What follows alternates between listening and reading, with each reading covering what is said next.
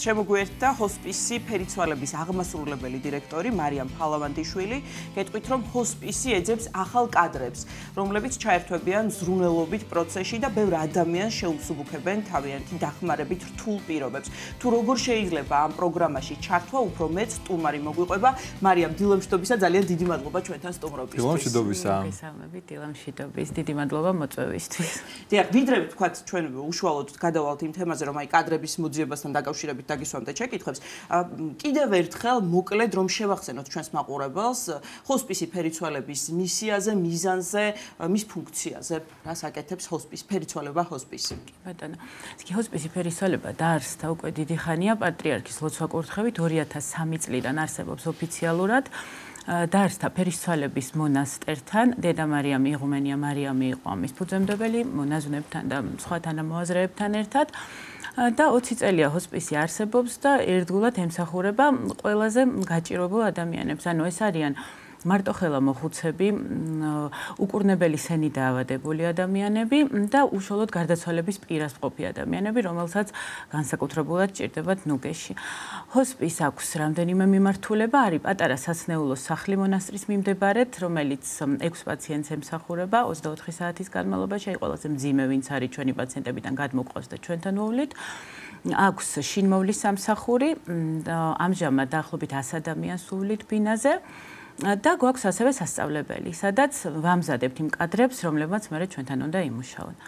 ეს არის მოკლედ ჩვენი საქმიანობის შესახებ. დიახ, და რაც შეეხება პროგრამას, რომელზეც გვინდა რომ ვისაუბროთ და აი კადრების მოძიებასთან დაკავშირებით უფრო დეტალურად თქვენ რომ მოგვიყვეთ და თქვათ ჩვენს მაყურებელს. ესე იგი ჩვენ ვამბობთ ხოლმე, რომ ჩვენი მთავარი მისია არის, რომ ადამიანებს გქონდეთ ჰოსპისის რაღაცნაირად უპირობო დახმარების იმედი. ესე ვამბობთ ხოლმე, იმიტომ რომ ვინაიდან ეს ჰოსპისი არ არის ჩვეულებრივი ორგანიზაცია, არამედ არის მონასტერთან არსებული. დედა მარიამის უგეუბნება, რომ ვინმე რომ მოვა და გთხოვს დახმარებას, აი უკაცრავად ადგილი არა გვაქვს, ვერ მოგივლეთ, ასეთი პასუხი არ უნდა არსებობდეს. მაგრამ ამიტომ რაღაცნაირი ძალიან დიდი მიზანი გვაქვს, რომელიც რეალურად ძალიან ძნელი განსახორციელებელია. იმიტომ რომ ყოველდღიურად არის ყოველდღიურად ვიღაცას რაღაც სჭირდება, მაგრამ ჩვენი ასეთი დავალება გვაქვს, ასე ვთქვათ. ისინაში უარი არ უნდა ვთქვათ.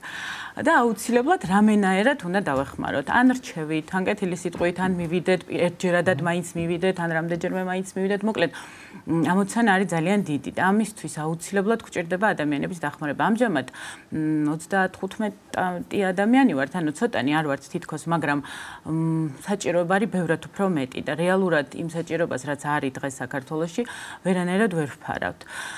ამიტომ მუდმივად ვართ ახალი ადამიანების ზებნის პროცესში, მუდმივად ვეძებთ ადამიანებს, ვინც ჩაერთვება ამ კეთილ საქმეში. და რას გულისხმობს ეს კეთილ საქმეში ჩართვა? აი ახაც გავაცნოთ, აი ეძებთ და როგორ შეიძლება შემოგვიერთდნენ, რა არის საჭირო და რა ფორმით შეიძლება ჩაერთვან. ესე იგი, ჩვენ ვეძებთ ერთის მხრივ ექთნებს, რომლებსაც აქვთ უკვე სამედიცინო გამოცდილება და დაგვეხმარებიან განსაკუთრებულად მძიმე სამედიცინო საჭიროების მქონე ადამიანების მოვლაში და ასევე ვეძებთ ჩვეულებრივ ადამიანებს, რომელსაც შეიძლება არ ქონდეთ სამედიცინო განათლება, მაგრამ მოვლენ ჩვენთან, გაივლიან რაღაცა სპეციალურ კურსებს, მოვლის კურსებს, რომლის შემდეგაც ისინი შეესწრებენ, რომ უკვე იმუშაოთ მოწყალების დებათ. ანუ ისინი არ განახორციელებენ თქვა სამედიცინო манипуляციებს, მაგრამ მოგეხსენებათ ასეთ ადამიანებს ჭირდებათ ბევრი სხვა უბრალოდ წყლის მიწოდებაც თქვა. თუნდაც საკვების მიწოდება ასევე არის რაღაცები, რასაც ჩვენ ვასწავლით საკმაოდ პროფესიონალურად ჩვენ სასწავლებელში და მოკლე კურსების გავლის შემდეგ მათ შეუძლიათ უკვე დასაქმდეთ ჩვენთან და მერე უკვე თვითონ მუშაობის პროცესში მუდმივად გვაქვს რაღაცა გადამზადებები, რომლებსაც ისინი თანდათანობით გაივლიან. საინტერესოა თუ არის რაღაც კონკრეტული ასაკი, რაც შეიძლება დაგმოყოფილებდეს და ასევე აქ არის ქალბატონების საუბარი თუ მამაკაცებით რა ინფორმით შეიძლება ჩაერთვან. იცით რა, ჩვენ დაახლოებით ესე 18-დან 60 წლამდე ეს არის დაახლოებითი ასაკი, ვისაც ჩვენ ვეძებთ, იმიტომ რომ საკმაოდ ისეთი რთული საქმეა თავისთავად ფიზიკურად დიდ ძალისხმევას მოითხოვს და ამიტომ გვაქვს ეს შეზღუდვა 60 წლამდე. ფსიქოლოგიურადაც თავისთავად, ხო? ემოციურადაც შეიძლება. ჩვენ ვეძებთ პრინციპში მამაკაცებსაც, მაგრამ ჯერჯერობით უფრო მეტად ქალები გვყავს, ძირითადად ქალები მუშაობენ, მაგრამ აი მამაკაც პაციენტებთან ჩვენ დიდი სურვილია რომ ყავდეს მამაკაცებიც, იმიტომ რომ მათთვის მაინც უფრო კომფორტულია, როდესაც ამ რაღაცა პირად რაღაცებში ეხმარებიან მამაკაცები. ასე რომ თუ თქვათ მამაკაცებიც დაინტერესდებიან, ძალიან ბედნიერები ვიქნებით. იცი რა, ჩვენ არ ვეძებთ, რა თქმა უნდა, იდეალურ ადამიანებს, მიუხედავად რომ ეს არის რაღაცა მონასტერთან ასებული. მოთხოვნები მაინც არსებობს ალბათ. ნუ იცით რა, თავარი არის რომ ადამიანს ჰქონდეს რაღაცა ქრისტეს სახელით სიკეთის კეთების სურვილი. უყვარდეს პაციენტი, უნდოდეს რომ რაღაცა კარგი გააკეთოს და ამისკენ მიისწრაფოდეს.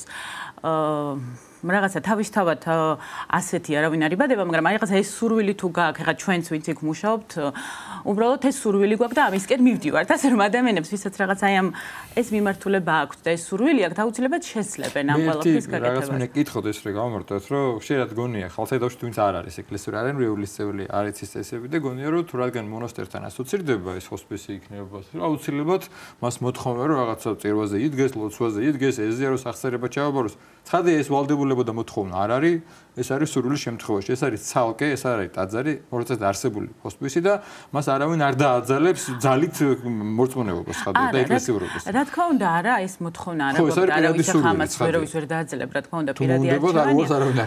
ხო, თუმცა აი რაღაცნაირად ამისკენ მიმართულება უნდა კონდეს მაინც ადამიანს, რომელიც რაღაცა პროტესტი არ უნდა კონდეს პროტესტი და ხო რაღაცნაირად ეკლესიასთან, ხო, ნუ პროტესტი არ უნდა კონდეს პირველ რიგში, რაღაც ამ მიმართულებით, ღვთის მიმართულებით უნდა მიდიოდეს რა. დაახლოებით აი რა დრო ჭირდება გადამზადებას, თქვათ, ან მომზადებას, თქვათ, აი ამ პროცესში ჩართვისთვის. მაქსიმალურად დავწიეთ, ანუ ეს რაღაცნაირად კურსების ხანგრძლივობა მაქსიმალურად შევამცირეთ. სხვათა შორის ჩვენ გვაქვს სახელმწიფოსთან შეთანხმებული კურსები, რომელიც ეს არის უკვე რაღაცა სტანდარტია, რომელიც სახელმწიფოსთან ერთად შევიმუშავეთ და ჩვენი კურსების გავლა სჭირდება ყველა იმ ადამიანს, რომელიც მომავალში აპირებს რომ დასაქმდეს შინმოვლაში. იქნება ეს ჩვენი ორგანიზაცია თუ სხვა.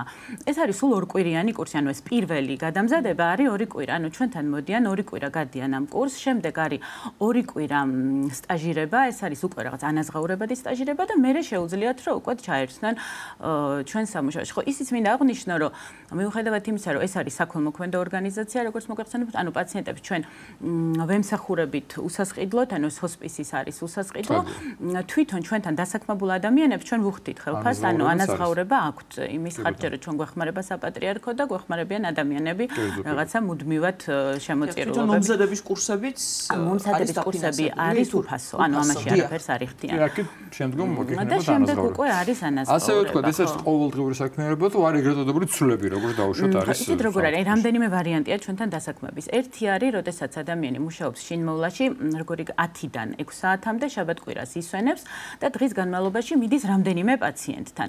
4-5 პაციენტთან, ანუ ბინაზე დავდივართ პაციენტებთან. ეს არის ერთი ვარიანტი. ეს არის სრული განაკვეთი ამ სამსახურის. შეიძლება ვთქვათ, ვიღაცას არ ეცალოს სრული განაკვეთი და თქვა ჩვენთან მუშაობდეს ნახევარი განაკვეთი, თქვა 2 დღე კვირაში, 3 დღე კვირაში, ესეთ რაღაცებიც მისაღებია. მეორე ვარიანტი არის მორიგეობები, როდესაც მოწყალების დები, ასე ვეძახით ჩვენ ექნებსაც და მოვლელებს ვეძახით მოწყალების დებს, მუშაობენ ჰოსპისში 24 საათიან მორიგეობებში, დაახლოებით 4 დღეში ერთხელ არის მორიგეობა, მორიგეობაში არის 2 ექთანი ერთად, ექთანი და მოვლელი. და არის კიდევ, როდესაც ბინაზე ვაგზავნით პაციენტებს უკვე მთელი დღის განმავლობაში, ან ეგრეთ წოდებულ პოსტებს ეძახენ, 24 საათით ბინაზე. აქაც წინასწარ განსაზღვრული არ არის გრაფიკი, აი პაციენტის მოთხოვნიდან და მოწყალების დის შესაძლებლობიდან გამომდინარე, იგეგმება ყოველი კვირის დასაწყისში. ანუ საკმაოდ მორგებული სამუშაო განრიგია, ვისაც ვცდილობთ მაქსიმალურად მოვერგოთ, რომ რაც შეიძლება მეტი ადამიანი ჩართო და რაც შეიძლება მეტ ადამიანს გაუწიოთ დახმარება. ბოლოსკენ, ჩვენი საუბრის ბოლოს დაინტერესების შემთხვევაში, სურვილის შემთხვევაში, სად როგორ შეიძლება მოგმართონ, გაიგონ ინფორმაცია და ნუ შემდგომ უკვე თქვენ აუხსნით ჩართვას. ხო, იცით რა, ჩვენ Facebook გვერდი გვაქვს ჰოსპისი ფერისცვალება, რომელიც საკმაოდ აქტიურია, იქ ნებისმიერ დროს შეუძლიათ რომ მოგწეროთ.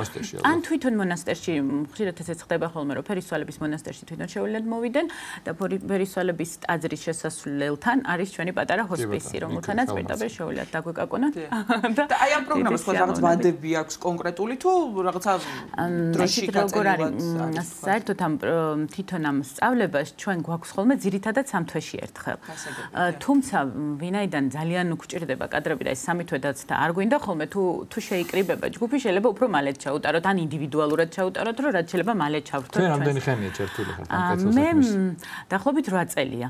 დაახლოებით 8 წელი. მივედი როგორც მოხალისე. ხო, ჩვენ ყავს მოხალისეებიც, რომლებიც ანუ კვირაში 2 საათს უთმობენ თქვა ჩვენ საქმიანობას, ისინი არიან მუდმივად ჩვენთან დასაქმებულები, მაგრამ მოდიან და ასეთ ადამიანებსაც ვეძებთ, ხო, ვთქვათ, რომელიმე მოხუც ან არა მოხუც, ანუ მუძლურობაში ყოფ ადამიანს ამოერჩევენ და ხო, და 2-2 საათით მიდიან კვირაში და რაღაც ესე ძალიან დიდი ნუგეშია ყველა იმ ადამიანისთვის. და ყველაზე მთავარი ვთქვათ, რომ ეს არის ალბათ ერთ-ერთი ყველაზე დიდი სიკეთე, რაც შეიძლება ადამიანმა გააკეთოს, უსი დახმარება პირდაპირ მოწოდებას ნებისმიერი ქრისტიანის მოწყალე სამართლის შემთხვევაც გვახსოვს და ეს არის ძალიან კეთილი საქმე და ვისაც შეუძლია ალბათ ამაზე დიდს თავის თავს პირველ რიგში და თავისუფლ ვერაფერს ვერ გავუკეთებს. ნამდვილად უღრმესი მადლობა. უღრმესი მადლობა და ჯერია რომ ძალიან ბევრი ადამიანი შემოგიდგა. დიდი იმედი მაქვს. ჰოსპისი ფერიცვალების აღმასრულებელი დირექტორი მარიამ ფალავანდიშვილი საუბრობდა სტუდიაში.